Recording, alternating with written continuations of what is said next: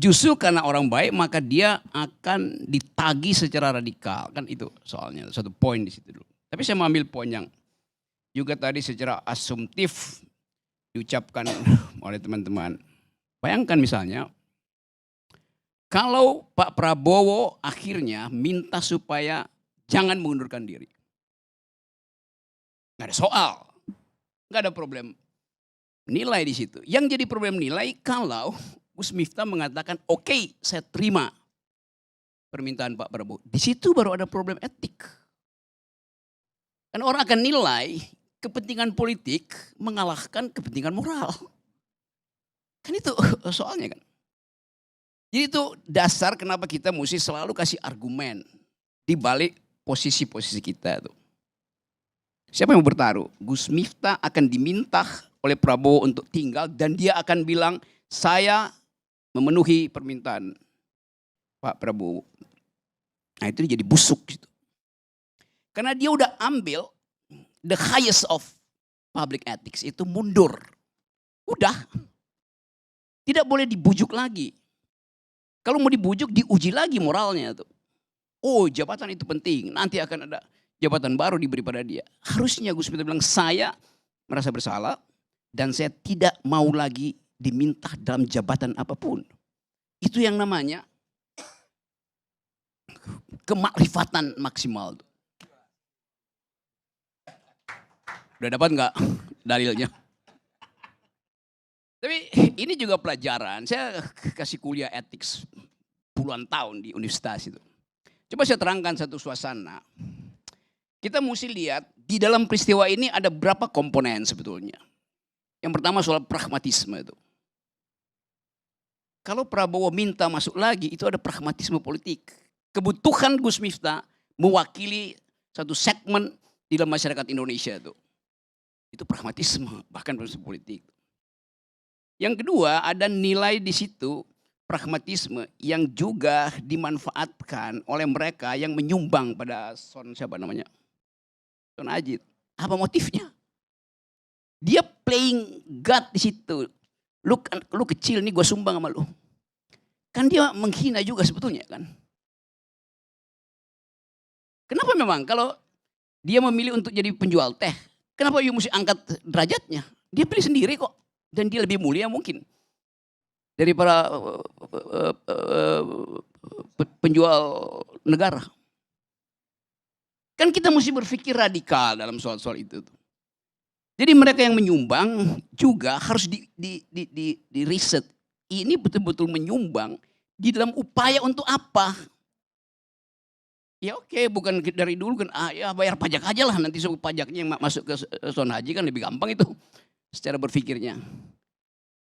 Jadi pragmatisme ada di situ. Di dalam kasus ini juga ada patriarkisme. Gus Miftah secara tidak sadar di pikirannya, dalam pikirannya ada stok patriarki itu. Buat siapa?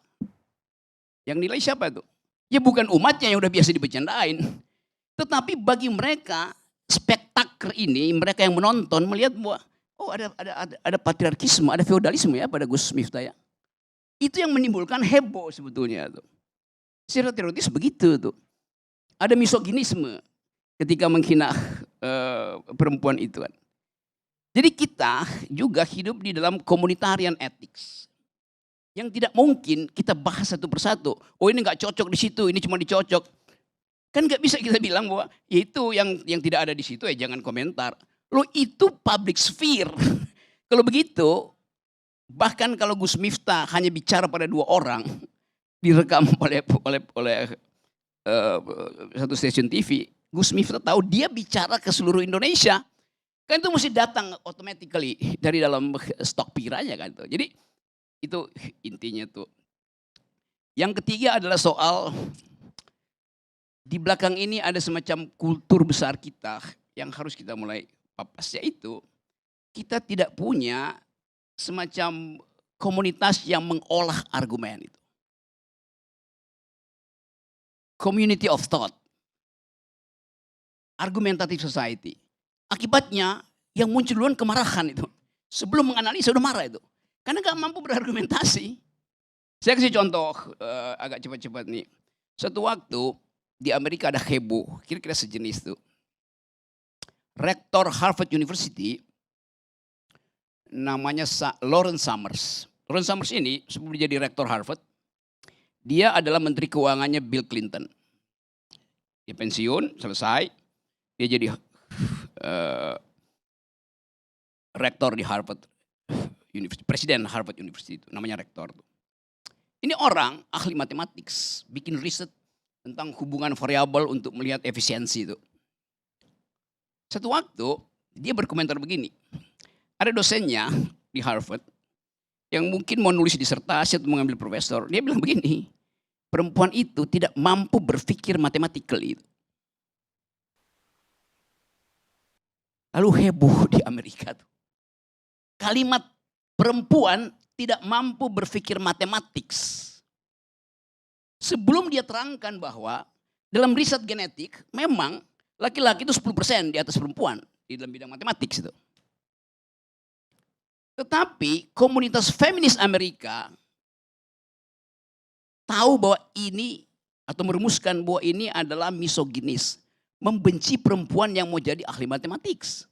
Kenapa begitu? Karena ada komunitarian ethics. Bahwa jangan sekali-sekali ucapkan sesuatu dengan berbasis gender. Walaupun itu riset akademis. Karena riset akademis tidak pernah final. Riset berikutnya bisa menerangkan bahwa laki-laki itu tidak punya kemampuan untuk menghasilkan kecerdasan bertahan, survive, karena hanya rahim perempuan yang mampu menghasilkan survival of the fittest itu. Jadi bahkan di dalam debat akademis, masih dimungkinkan orang bertengkar, tetapi mengucapkan perempuan tidak mampu berpikir matematis, di Amerika itu bukan hate speech. Orang bisa bebas ngoceh apa aja tuh. Lawrence Summers nggak bakal dihukum kena pidana tuh. Lain kalau di Eropa, Eropa punya tradisi, itu hate speech. Kenapa? Karena perempuan dulu pernah diasumsikan sebagai orang bodoh yang hanya bisa tinggal bersekutu dengan setan, jadi mak lampir, jadi witchcraft, jadi tukang sihir. Lalu dibakar di Eropa. Nggak ada tradisi itu di Amerika. Di Eropa Anda bicara tentang perempuan, Anda kena pidana. Di Amerika nggak ada pidananya. Tetapi di Amerika ada komunitarian ethics. Orang akan melihat, do you speak gender equality, Mr. Lawrence Summers? Lawrence Summers tahu bahwa dia akan ditanya soal itu. Maka dia mengundurkan diri sebagai rektor Harvard. Jadi kita lihat bahwa banyak hal sebetulnya yang bahkan dibuktikan secara matematik, secara saintifik tidak bermasalah. Tetapi kemampuan kita untuk mengelola stok kalimat di kepala kita itu harus terjadi 0,0 sekian nanodetik. Sebelum dia diucapkan itu. Apalagi Gus Miftah adalah tokoh, itu soalnya. Jadi saya kira itu problemnya dan oke, kita mau tagih sekarang sebetulnya. Yang lebih penting adalah Gus Miftah jangan terima kalau Prabowo minta lagi. Tapi kalau saya ucapkan ini, saya juga jadi patriarkis. Soal minta Gus Miftah. Jadi kita mau lihat misalnya apa argumen moral nanti dari Gus Miftah kalau dia menerima permintaan Prabowo untuk tidak mundur. Hanya itu yang bisa kita pakai untuk mengukur integritas seseorang tuh. Jadi di dalam penundaan ini kita tunggu aja. Yang kita nggak boleh tunggu adalah contoh dari Gus Miftah untuk mundurkan diri itu. Dan banyak betul menteri-menteri di kabinet Prabowo yang harusnya udah mundur lebih dahulu dari Gus Miftah. Sosial medianya berbicara soal kasusnya Gus Miftah juga gitu. Mungkin seperti apa Bang Farad? Gus Miftah itu tidak ada maksud menghina orang. Hanya karena orang suka goblok itu biasa. Kayak jancu biasa. Jadi justru tolong jangan hina atau kecilkan Gus Miftah. Justru ada manfaatnya buat itu kan. Gus Miftah juga minta maaf dengan proses jiwa besarnya dia. Dan Gus Miftah itu maksudnya biasanya kayak orang lucu-lucu, nggak pernah nonton ketoprak, nggak pernah nonton lenong atau apa, kan biasa juga. Nah, jadi bagus lah. Kalau saya Gus Miftah bilang goblok, nah, saya ketawa-ketawa aja. Sejauh mana habis dibilang itu saya dikasih naik umroh atau dikasih apa? Dibeliin rumah kali ya, mungkin kalau saya sejauh apa sih Abang mungkin mengenal sosok Gus Miftah sendiri gitu? Saya nggak kenal Gus Miftah, nggak kenal aja. Cuman kami sama-sama gondrong. Kemudian maksud saya Gus Miftah ini Ya udah, kan dia orang besar, orang benar, orang baik. Ya udah, jangan diadu-adu domba hal-hal yang kecil hanya gara-gara tersegar tidak. Itu biasa, goblok itu supaya kayak bilang gila apa, bodoh itu supaya waras. Dan jangan diartikan negatif, diartikan di denotasi kamus, tapi artikan jangan goblok.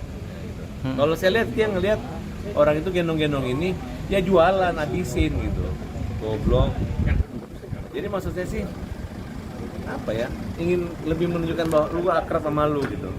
Tapi dimanfaatkan sama orang seolah-olah pejabat menghardik atau mengecilkan orang kecil.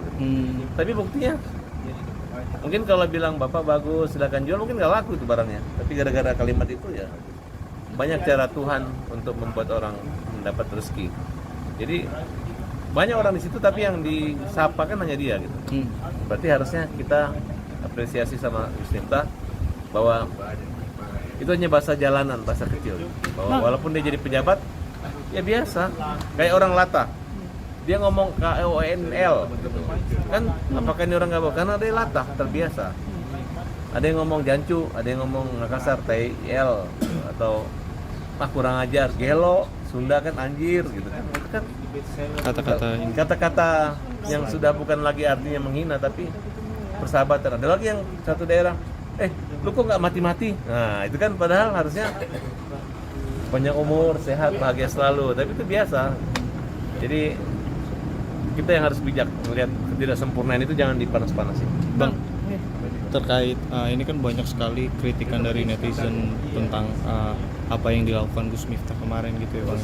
Mungkin pokoknya saya pembela Gus Miftah dan Indonesia jangan sensitif.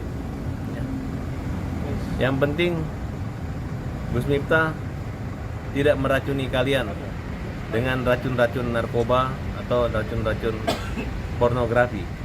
Kalau masih kalimat begitu, itu adalah persaudaraan Indonesia, men.